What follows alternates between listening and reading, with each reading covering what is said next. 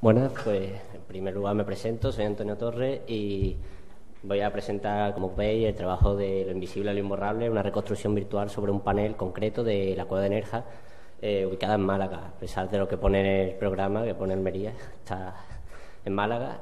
Quería dar las gracias en primer lugar a mis dos tutores, tanto Daniel Tejerina como José Luis Sanchidrián, los dos presentes, por toda la ayuda que me prestáis para realizar este trabajo, además de a la Fundación Cueva de Nerja, que me permite realizar allí todos los estudios y poder trabajar en este yacimiento. En primer lugar, la localización, como ya he dicho, está en la provincia de Málaga, al sur de España, a 1 kilómetro aproximadamente de la línea de costa actual y a las espaldas de la Sierra de Almijara.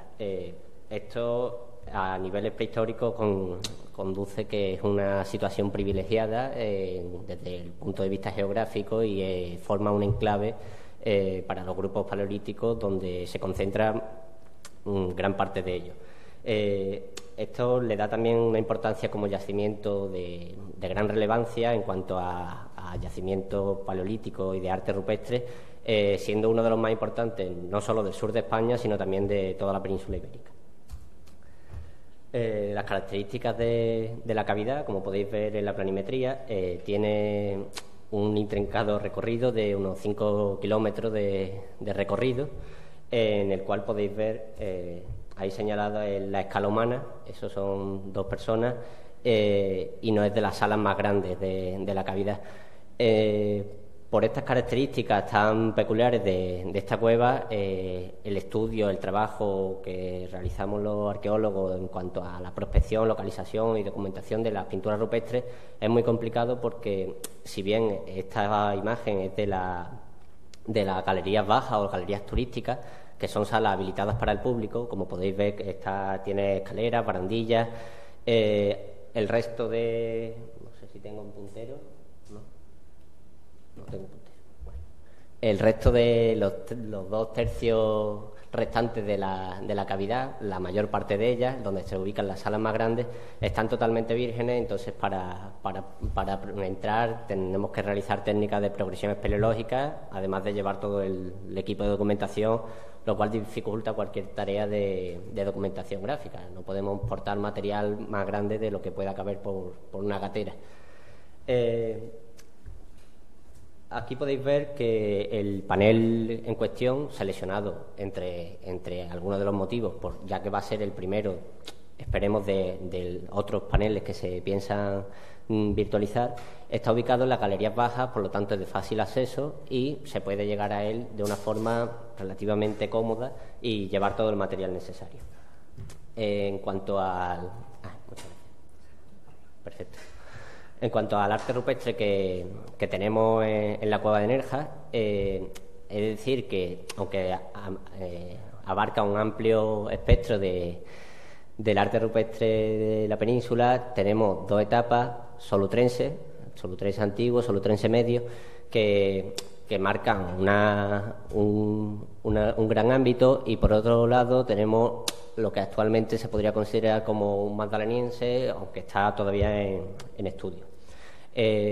Las imágenes simplemente representan una pequeña muestra de algunos figurativos de toda la cavidad, aunque posee otros muchos figurativos y muchísimos signos, que son realmente el 90% de la materia gráfica que hay dentro de la cavidad.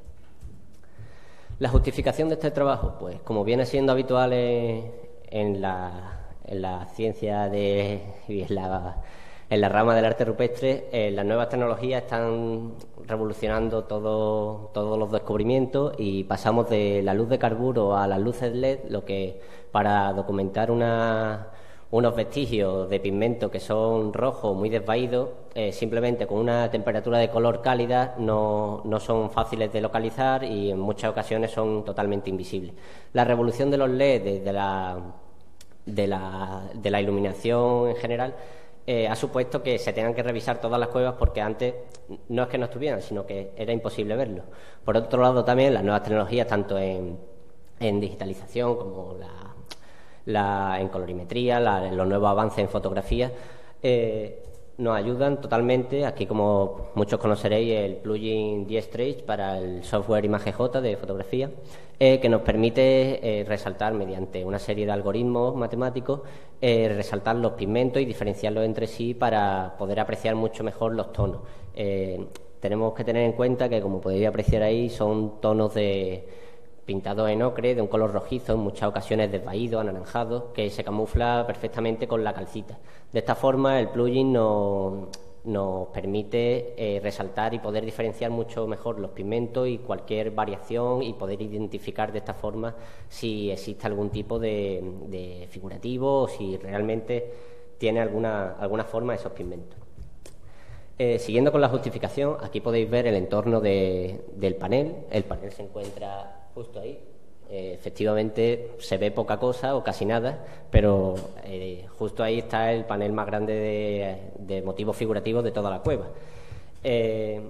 La justificación de todo esto, ¿por qué no se ve nada? Porque, como podéis apreciar en la esquina inferior izquierda, hay una escalera, y desde que la cueva se puso en explotación turística en torno a los años 60, durante 10 años los turistas pasaban por ahí y podían tocar la pintura, llevándosela literalmente, aparte de la conservación natural del arte paleolítico, que normalmente en pocas ocasiones es excepcional, siempre tiene se desgasta, digamos.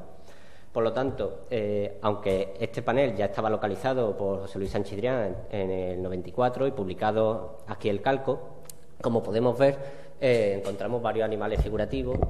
Aquí una cierva mirando hacia la derecha, el prótomo de un cérvido, algunos prótomos de caballo. Encontramos figurativos, pero si podéis ver, el calco está bastante desgastado y tenemos los trazos separados. Esto es fruto de que realmente esto es lo máximo que se ve en la cueva, con todos los medios posibles. Ni ahora con las luces LED, las luces blancas, luces ultrapotentes, se ve más de lo que se ve aquí. ¿Qué pasa? Que necesitamos esta tecnología para recuperar ese calco y poder no solo mostrarlo, sino aparte investigar en ello. Entonces, la propuesta del trabajo tiene una doble vertiente. La primera, la investigación científica, y por otro lado, la puesta en valor y la divulgación. Si no lo conocemos, no podemos divulgarlo, y entonces lo primero que tenemos que hacer es intentar recuperar ese patrimonio.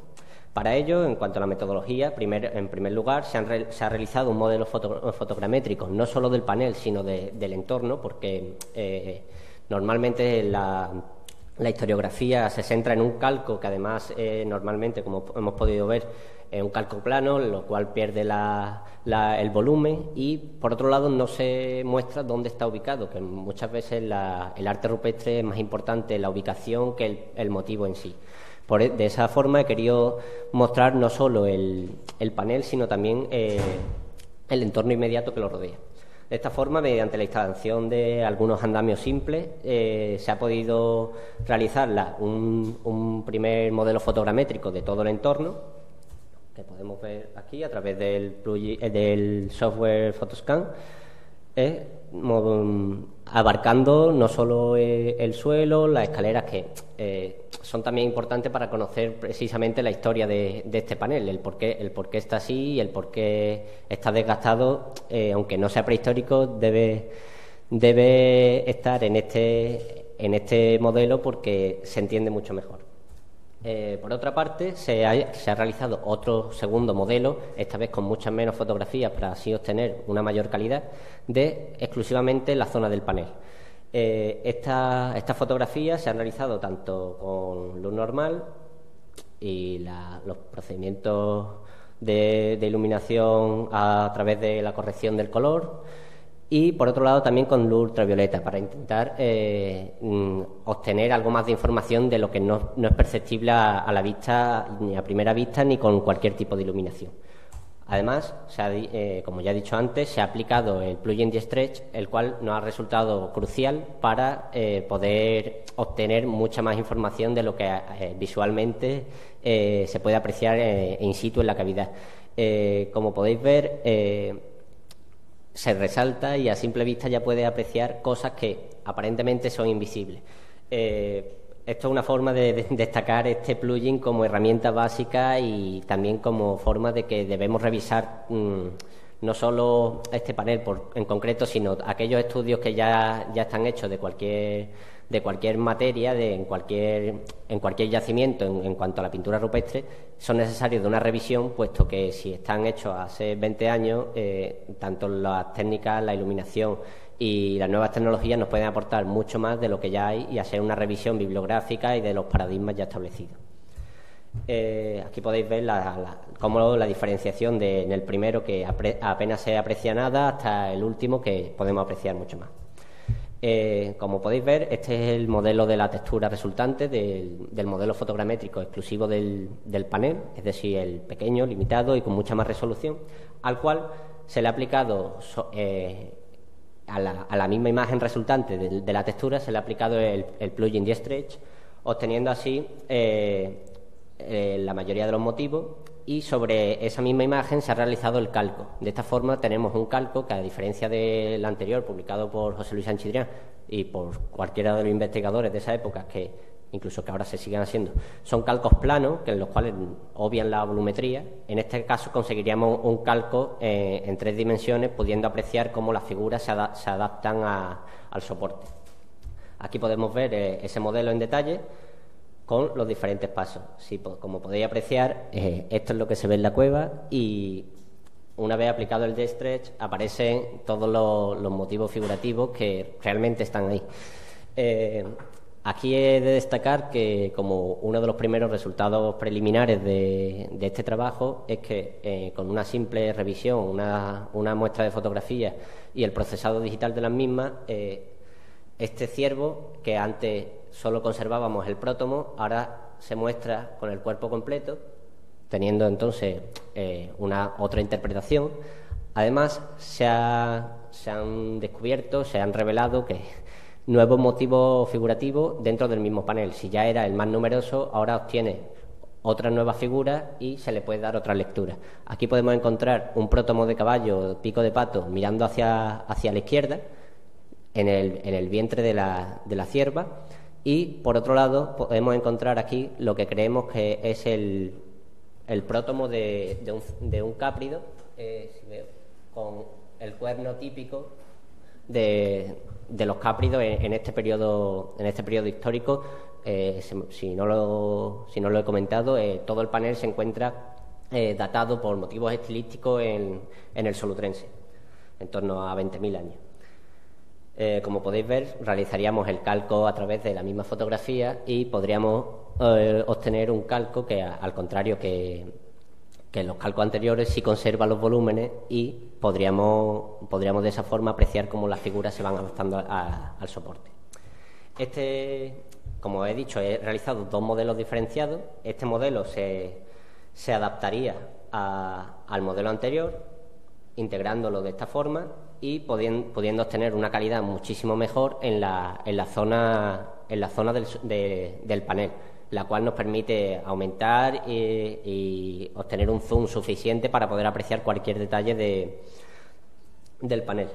Por otro lado, los resultados, el objetivo de este trabajo, como he dicho, en un primer lugar sería científico y de la investigación, que nos ha proporcionado ya con un estudio todavía en ascuas 2 motivos nuevos, además de complementar uno que ya se conocía. Y por otro lado, con esos datos, que aparte de las interpretaciones de arte rupestre que se puedan llevar a cabo, todos esos modelos, ese calco y ese estudio de las pinturas nos va a llevar a la difusión del mismo, ya que actualmente se encuentra este panel se encuentra junto a la zona de paso de los turistas, pero obviamente por cuestiones de visibilidad es imposible verlo. Entonces realmente los turistas que acceden a la cavidad salen de la misma sin obtener una visión del arte rupestre que tienen justo a 2 metros, y realmente está ahí pero no lo pueden apreciar. La idea del trabajo es, con este estudio, ponerlo en valor y mostrarle, gracias a las nuevas tecnologías, cómo las pinturas, a pesar de que no se conservan, siguen estando ahí. Entonces, la primera idea es mostrarlo a través de una aplicación de realidad aumentada, para que los propios turistas, estando in situ junto al panel, puedan apreciar con sus mismas manos y puedan observar el panel. Aparte de esto, se puede difundir en diferentes paneles informativos, pantallas y demás. Todo es el arte que están viendo y realmente no pueden acceder a él, ya sea por motivos como aquí de conservación o por motivos de ubicación, ya que, como he dicho, la mayor parte del arte rupestre figurativo y gran cantidad del mismo están en zonas no accesibles para el público de la cavidad, ya que hay que acceder por un hueco muy estrecho, además de subir paredes verticales de 20 metros, a rappel, y no es una forma accesible. Por lo tanto, ya para concluir, quería resaltar que la motivación del trabajo es llevar ese arte inaccesible, ya sea por conservación o por ubicación, a un público. Además, no solo con los estudios estos, no solo llevamos ese arte al público, sino que en el transcurso del mismo, para los investigadores, nos está sirviendo para obtener unos resultados increíbles de encontrar dos motivos de arte rupestre paleolítico que con lo escaso que es el arte rupestre paleolítico es un gran descubrimiento. Por lo tanto, con esta doble vertiente, yo creo que es un refuerzo para las nuevas tecnologías y que, como decía mi compañera Patricia, las nuevas tecnologías nos pueden aportar tanto a nivel científico como luego a nivel divulgativo, llevándose ese visitante un valor mucho más fuerte de no solo la cavidad como entidad geológica, sino la cavidad como yacimiento prehistórico y uno de los grandes santuarios prehistóricos, se podría decir, de toda la península. No son bisontes de Altamira, pero no los necesitamos. Realmente tenemos un código excepcional y unas manifestaciones propias del sur de la península que hay que dar a conocer y difundir para que todos puedan disfrutarla. Por mi parte, nada más, y muchas gracias por su atención.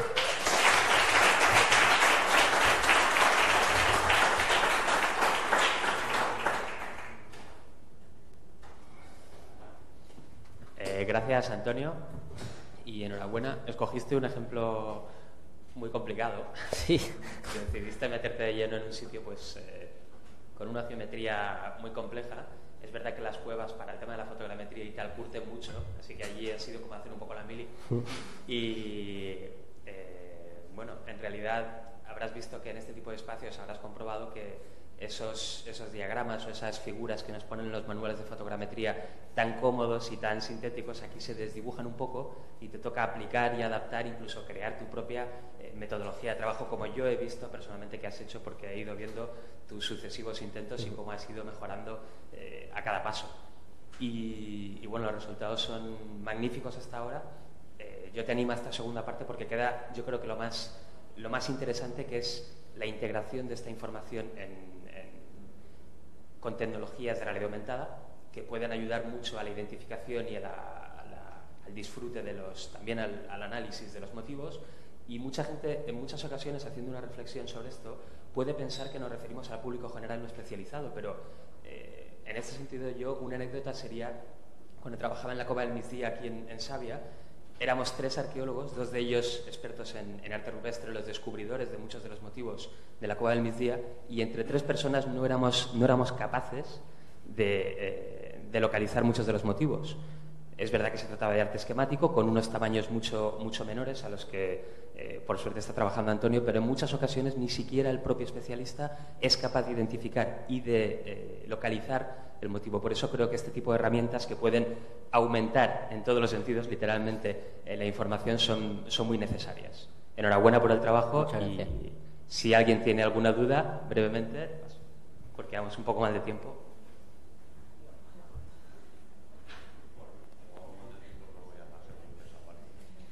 Buenos días, yo soy Pedro Lucas Salcedo, de Sociedad de Estudios Historiológicos en la zona de Murcia y ahora en otras zonas como Teruel y Ciudad Real y tal.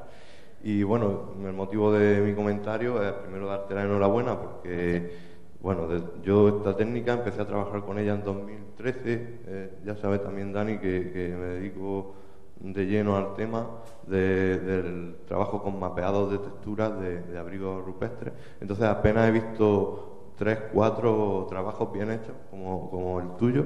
El primero que después del mío vi que también trabajaba el profesor Ripoll de la UNED y algunos más que han trabajado con esto. Lo que pasa es que se enredaban con temas de algoritmos cuando en realidad no es necesario. Sí que se recomienda trabajar más sobre las matrices de color del programa Destret, que en realidad a día de hoy está quedando un poco como juego de niños, porque hay otros programas mucho más potentes que te permiten esos valores, documentarlos también, no solo la pintura, porque esos valores luego nos van a dar también información, aunque aparentemente el color no tiene información arqueológica, pero sí que puede tener otro tipo de información topográfica o de superposición, etcétera. Y bueno, solamente comentarte y animarte a empezar a trabajar con la macrofotogrametría, el trabajo fotogramétrico a nivel macro, con los inconvenientes que conlleva de borrosidades, etcétera, porque estamos yendo por ahí, hay mucha gente. Me gustaría conservar tu contacto porque tenemos un grupete de toda España de gente que compartimos con Juan Francisco Ruiz, en fin, con el profesor Lerma de Valencia. Pues tenemos un punto de encuentro que vamos cada uno por nuestro lado, pero todos avanzamos en cositas y las ponemos muy en común. Entonces, sencillamente eso, animarte a seguir un poquito más y sobre todo pedirte que documentes las matrices de color. Cuando hablas de Destret, explique un poquito la parte técnica y que nos exponga a los que, porque la gente no va a entenderlo, pero a lo mejor estamos especialistas que sí sabemos qué filtro ha utilizado, si te has metido en modo experto, sí, qué niveles de contraste. Están hechos con el modo experto y luego conservadas esas matrices que usted comenta, están conservadas para luego poder aplicarlas y en el estudio documentarlas y decir qué pasos he utilizado y qué varianza o qué... Eso. Exactamente. Lo que me refiero es simplemente a lo mejor poniendo en una esquinita de la foto, de la diapositiva, valor R tanto, valor G tanto, ¿sabes? Ya sabemos un poco lo que vemos, sabemos en qué niveles de tonalidades estás trabajando. Perfecto. Y nada, enhorabuena porque es muy buen trabajo. Muchas gracias.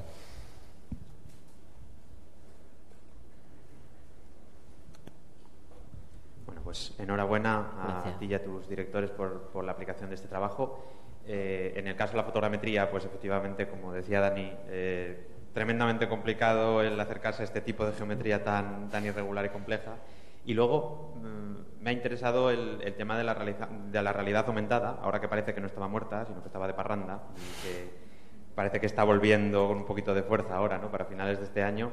Y yo creo que sí que es interesante eso, y te quería preguntar qué tipo de acercamiento o qué software o cómo va a ser, si lo tienes planteado, cómo va a ser un poco esa integración o qué es lo que va a mostrar. Si va a mostrar el modelo fotogramétrico superpuesto sobre la pared o solo, por ejemplo, el delineado de las figuras. Claro, yo creo que a esta respuesta casi te puede contestar mejor mi director porque estamos precisamente trabajando en el modo de exportación y ultimando el cuál va a ser el software que vamos a utilizar para exportarlo. Sí, efectivamente estamos literalmente en terreno de pruebas todavía, en terra incógnita, ¿no? Ha habido algunos avances patrocinados por la manzanita famosa que todos estamos siguiendo con mucho interés y mucho entusiasmo y que creemos que se puede adaptar muy bien al trabajo que está haciendo hasta ahora Antonio, y donde sí que yo creo que todavía tendremos que trabajar mucho es en valorar qué tipo de información mostrar, aumentar, cómo, de qué manera hacerla, y en ese sentido, pues bueno, tocarán meses por delante de probar y de investigar y experimentar. Pero por ahí andamos. Yo creo que tú ya sabías. Eso es. Así que nada. Que la idea es simplemente que, ya como usted ha dicho, integrando el modelo fotogramétrico entero o solamente el calco de la misma figura, porque realmente es lo interesante. La idea es de que si el visitante, o ya sea especializado o no, va a estar in situ, porque se puede estar desde una plataforma, un puente que hay justo a 2 metros o a 1 metro del panel, pueda identificar los motivos que es que por mucha iluminación que tengan, ahora no están iluminados por motivo de conservación, otro factor mucho más importante, pero que estando a 1 metro no puede apreciarlo, y de esta forma, aunque solo se le muestre el calco, ya identificaría los motivos y podría decir, bueno, estoy delante del panel y por aquí se ve un pigmentito rojo que representa una cierva. Simplemente. Sí, vamos a seguir. Muchas gracias, Antonio.